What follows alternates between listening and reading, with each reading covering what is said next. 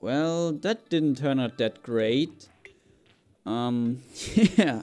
Sorry guys, well, I guess it's not that bad, but I will not show any footage of me building it. I just think it's not worth it. Besides, I'm missing teleporters and shadow paint to complete it. So yeah. Also, it's just the first room. The spawn room. My bedroom. My starting point. Whatever you wanna call it. And yeah, I plan on building many more rooms. But without teleporters, this building just doesn't work. So I don't know. Hello everyone, it's Baumax. Welcome to episode 4 of this Let's Play the Calamity mod. Now, the building bit didn't turn out in my favor, and I don't know about you guys and what you think about it, but to me it's, I don't know, alright I guess. So we will just leave it by that. So in the meantime, I updated the mod again, and I don't know if you keep up with all the Calamity news and stuff, but they update their mods super frequently. So yeah, by the time I get this video online, this version I'm playing right now might be outdated already. But yeah, what I actually wanted to say is they revamped the rather disappointing Rotten Brain, the expert item we got from the Hive Mind last episode.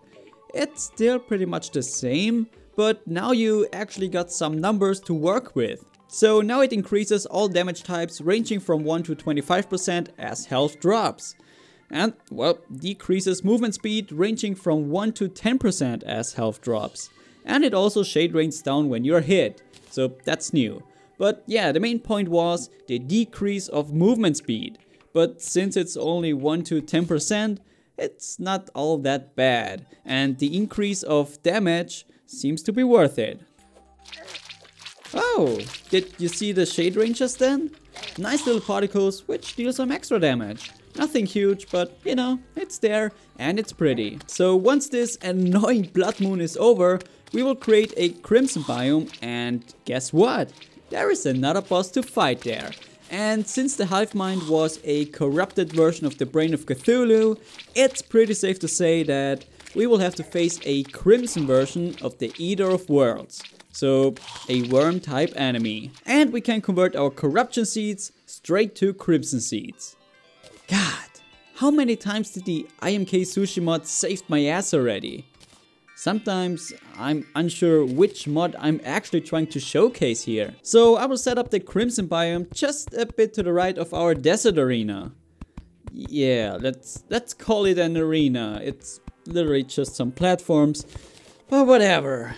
And why am I even talking about this now? It's probably not the smartest idea to make this area like 40 to 50 blocks above the ground since, well, we probably have to fight a worm boss.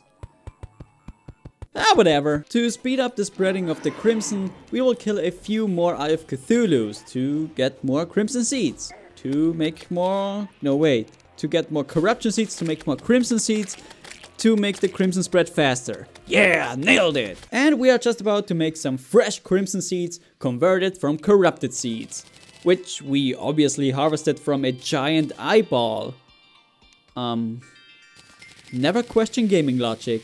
Alrighty, now we also got a lot of Crimtane bars, which I assume we need to craft that summoning item for that crimson boss.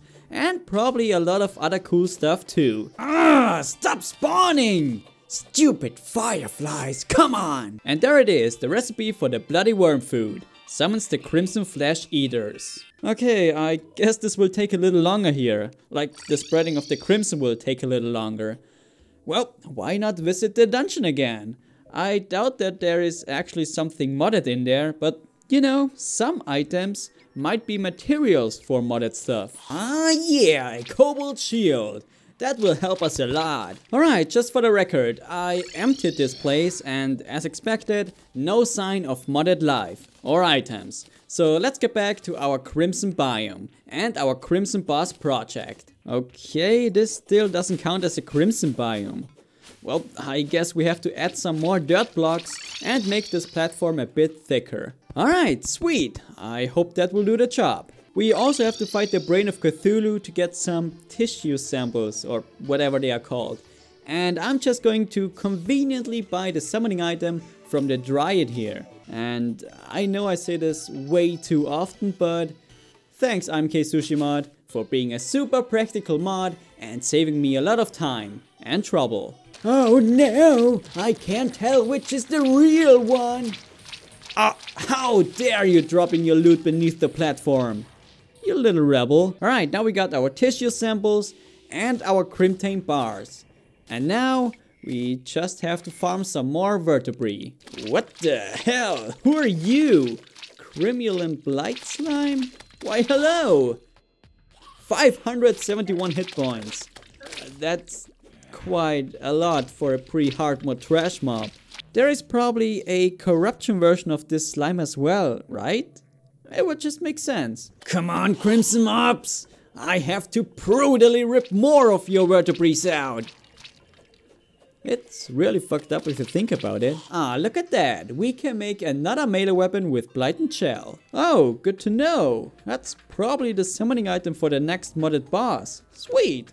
But in today's episode, we are going to check out the Crimson version of the Eater of Worlds. Wait, why can I not craft the summoning item? Oh, okay, we have two little vertebrae.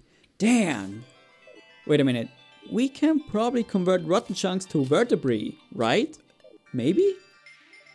Ah, yeah! Am I allowed to say it again? Well, I just do it. Thank you, IMK Sushi Mod. It's very much appreciated. And finally, here we go! Bloody worm food. Actually, let's make 2 of them, just in case I mess up. Alright, and here we go! Bring it! What? That's 3 bosses. Is that intentional or a bug? Well, either way, this is going to be fun. Oh no! One of the segments has the flame trail prefix, or whatever it's called. God dang it! This will make things even more difficult than they already are.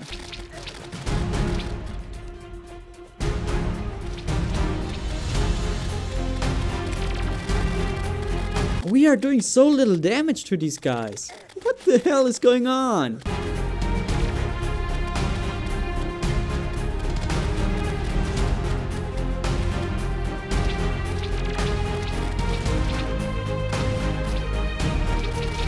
Oh, I guess only the heads have little to no defense. Well, that's interesting.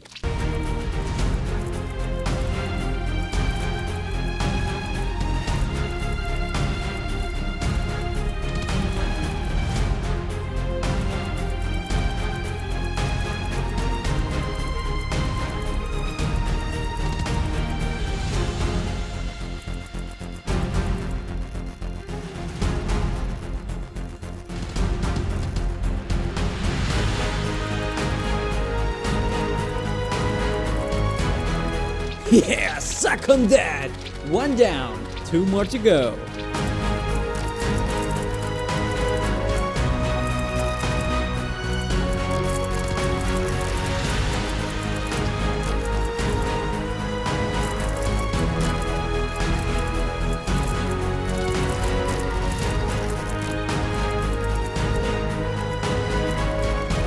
And another 1 down. And what can I say? It's not looking good for you, buddy. Your friends are dead. Their blood is spilled all over the place. What are you gonna do, huh? You can't run away. You can't hide from me. You will die, just like your friends. Damn, I would make for a great psychopath. And yeah, this is definitely not the most exciting boss fight ever. Basically, it's just like any other worm type enemy in this game, to be honest, but I have to give them credit for making it as interesting as possible, as unique as possible. And I think it's really easy to complain about stuff, but making it better yourself, not so much.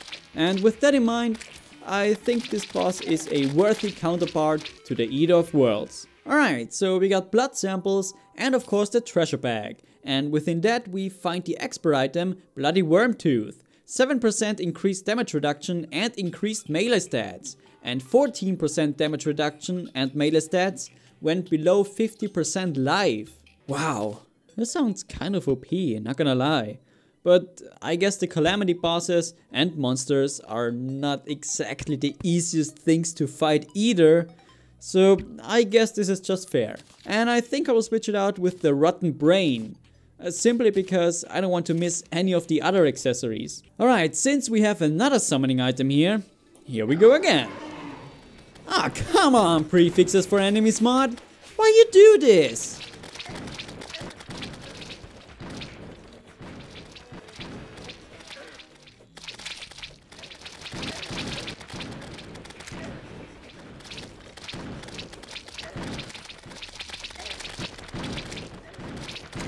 Well, I'm glad that this is over, but now we have to deal with the slime rain. And also, nothing new out of the treasure bag. Alright then. So, now to killing 150 slimes until something slightly more exciting happens. Yay! Am I the only one who thinks that this number is just way too high and should be cut in half or something? Like 75 for expert and I don't know, maybe 50 for normal mode. Because come on, we are talking about slimes here. Woo! King Slime, here we go! Whoa, that was an intense battle. I barely made it out alive. And stuff. Alright, let's craft some more modded stuff with blood samples. For example, this yo-yo here. Sweet! It kills zombies quite efficiently. So we will definitely keep it for a while. Vein Burster. Sure, why not? Ah, cool. This is the Crimson version of the Perfect Dark. So, which one should we keep now?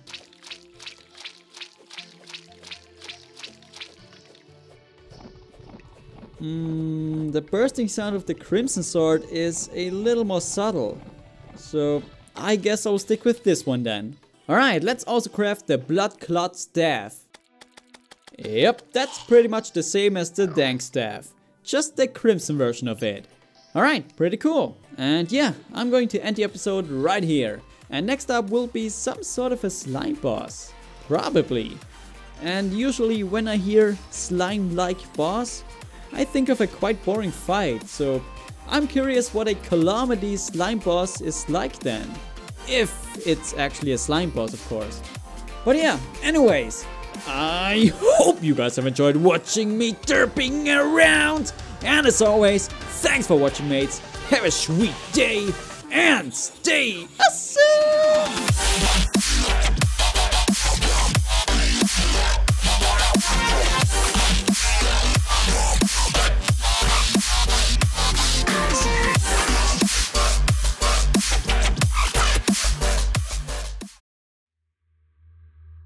The lore of the Perforator. Once a single eater of worlds, the Perforators are separate entities that have lost the need for their eyes after evolving to live as a parasite inside the creature called the Brain of Cthulhu. If they lose their host, they burrow as a group to the depths of the Crimson and wait for a new host to come across them. Unluckily for you, their new host is you.